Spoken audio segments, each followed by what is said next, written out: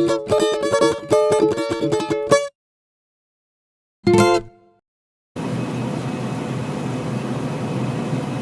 Muma with the Farm and Dairy here in Columbiana County, riding around in the combine with Eric Baltputnis of Thompson Farms.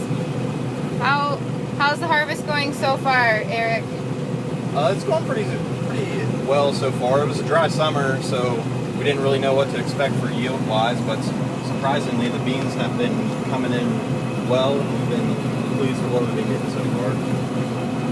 How's the moisture? Usually the weather's been decent. When we've been starting, the beans have been coming in at 16, but they've been drying down to 13, and I've seen as low as 12%, so they've been drying well. And what percentage of your soybean crop have you harvested so far?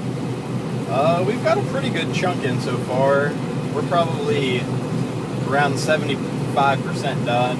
Probably just have a couple more days left of beans, and then we'll be switching over and starting on the corn.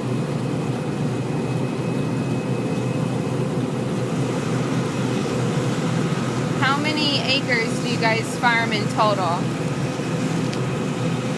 We farm around 1,000 acres of grain crops, and then we farm a little bit more. We have a few cows and hay fields also. What percentage of that is in beans this year?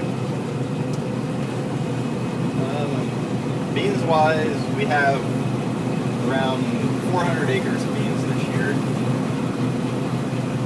How are your feelings on the profit margin that you hope to get with this year's crop?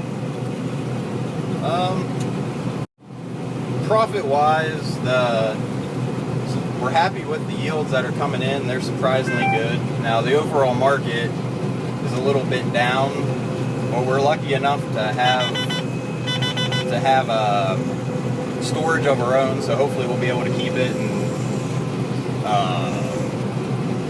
we'll see how that goes.